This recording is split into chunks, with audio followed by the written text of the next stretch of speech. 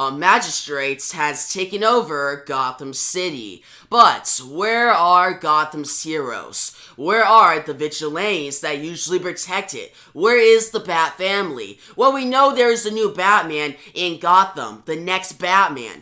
But where is Bruce Wayne, the original Batman? What happened to him? And how is Peacekeeper number 1 involved? Well, we're going to find out today as we dive into Future State's Dark Detective number 1.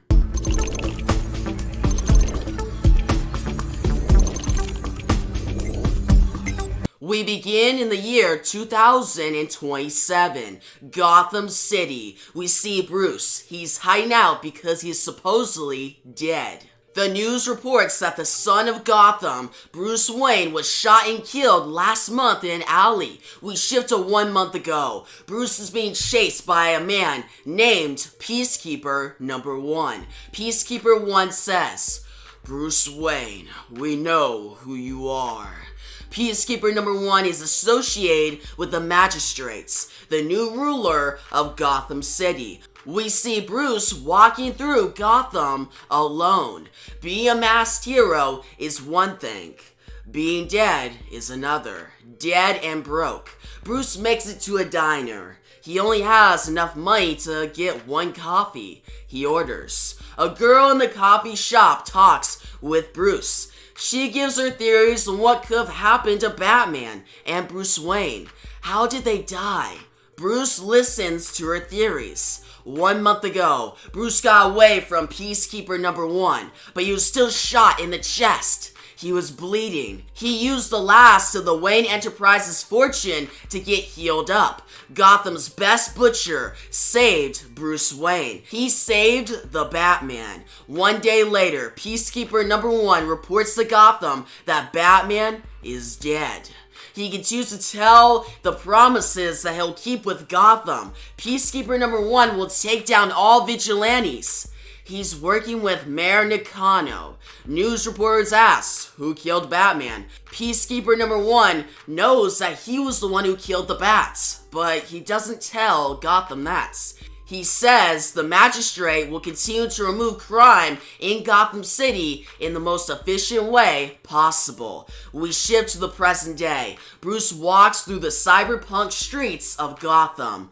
There are cameras everywhere. The magistrate almost noticed Bruce, but he takes off running. He runs through the streets. He makes it to an alleyway. Bruce walks alone, but hears trouble in the distance. He investigates. Bruce sees a group of thugs mugging a regular man. Bruce walks and tells one of the thugs to let the man go. The young thug says, "Big mistake." He goes to stab Bruce. Bruce takes out each thug one by one, but then he hears a magistrate drone in the distance. It's coming. He gets distracted. The young thug punches Bruce in the face. Bruce begins to run. The magistrate drone chases him. He slowly takes out his cowl. Bruce changes into his new Batman costume. And guys, it looks really dope. How Dan Mora draws this, it's one of the best Batman designs I've seen in a long time. Now, Bruce dodges some shots from the magistrate drones. But that's when he's shot in the leg. He almost falls. Now, Batman makes it to a rooftop. He looks at the new Gotham City. The drones arrive again. They go to attack. Batman jumps off the building and gets his grappling hook ready.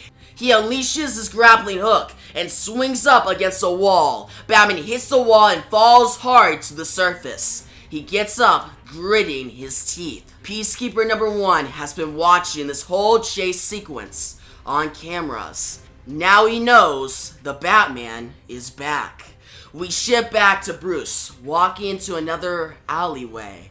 He's escaped the drones. He stands over his grave. There's no more time for funerals. It's time for Batman to strike back and take back Gotham City. We shift to cold cash in a bar. A gun is pointed directly at his head. A man with a skull mask named Christoph threatens to blow his brains out. Cole looks at his cards. Christoph thinks Cole cheated in their game. Now, Christoph says, "You're a damn cheat. Admit it." You got something up your sleeve. Cole hits the gun up and grabs a knife. Cole slams the knife into Kristoff's hands. Kristoff falls to the ground. Cole responds, "That's the thing. I always have something up my sleeve." Cole Cash defeats Kristoff and then takes Kristoff's money. He won the game now. Everyone in the bar stares. Cole says, "Don't act like you've never seen anyone get stabbed before." But it wasn't Cole the people were staring at. It was the GCPD. They've arrived, and they want a word with Cole Cash. Cole tries to avoid talking with the GCPD. That's when a female police officer comes by. She says, "We know who you are, Cole Cash." Every criminal in the bar stands up and gives Cole a deadly look. A deadly stare. Cole Cash is Grifter. Grifter killed people that are close to every criminal in this bar. They want revenge. They slowly surround Cole. Cole picks up his drink and says, "Everyone calm down. I can explain." Not really. He slams the drink into a man's face, knocking him out. Now Cole tries to fight back. A huge fight begins, but then he's thrown through a window outside into the streets. He makes it out of the bar. He gets surrounded by peacekeepers. Now Cole tries to make a run for it. He is hit by a car and falls to the ground. A gun is aimed directly at his head again. Cole is now surrounded by peacekeepers and GCPD. He's defeated for now. Cole is put into a van with another man. This other man is Luke Fox. Luke Fox tells Cole that these peacekeepers are not good. They're just trying to remove masks out of Gotham. The magistrates want Batwing and Grifter. Luke wants to get out of the van. He tries to convince Cole to join him. Luke mentions how Grifter used to work for his father, Lucius Fox. Cole tells Luke not to bring up that name.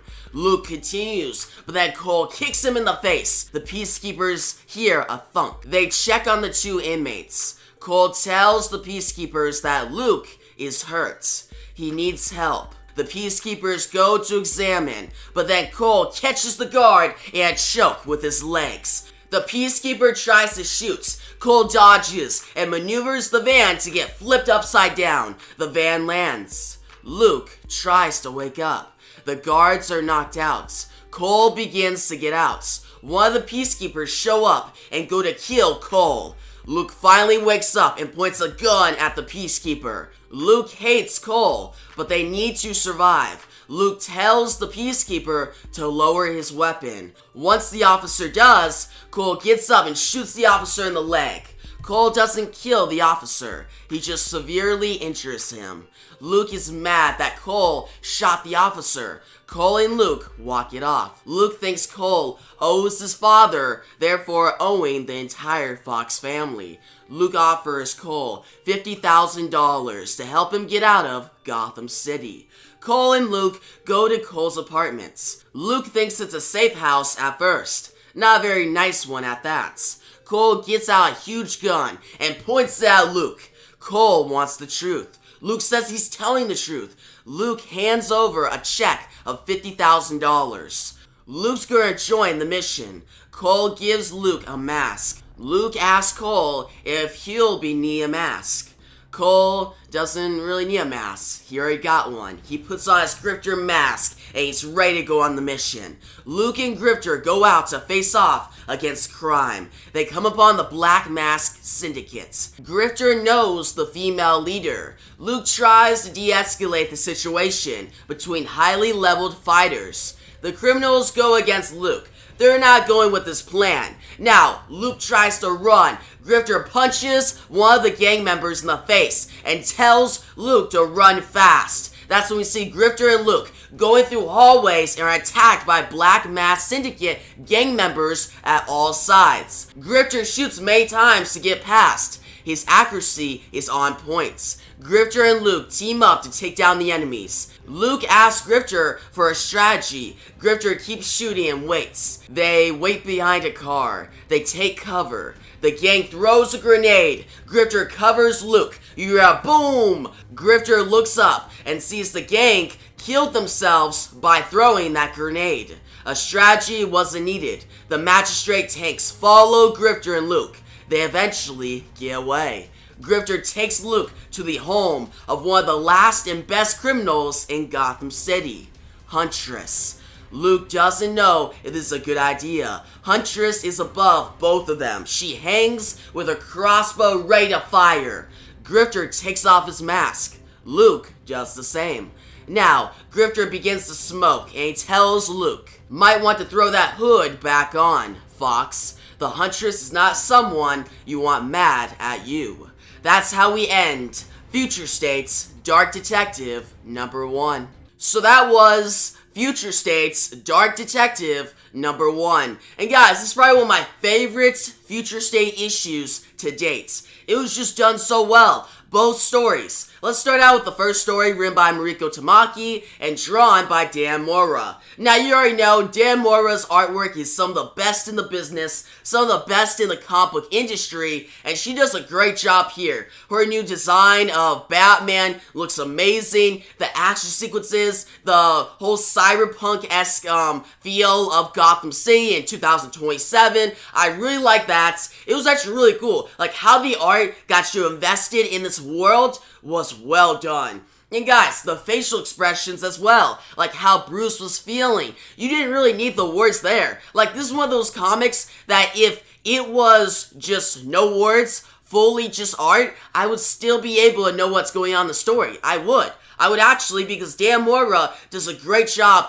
illustrating and guiding you through the story, and I like that. Now, the writing is really good as well. I wasn't really excited for Mariko Tamaki jumping on board Detective Comics because she'll be the new writer after Future States in March, but now I'm actually really excited. She did a great job here and proved that she can actually write Batman very well because she knows Bruce's voice, like his whole monologue and his different captions. Like, you can know what Bruce is feeling. It's easy to kind of relate to Bruce, alright? Like, he's down on his luck, he's broke, he's in hiding, he supposedly died. It's actually really interesting. Now, is it a super new concept? No, but it's putting a new setting, the cyberpunk type 2027 of Gotham City. Now, the Magistrate continues to be very interesting. I really like this new character, Peacekeeper #1. Looks pretty cool, his design is dope, and I'm excited to see him go up against Batman now that Batman has his full costume back.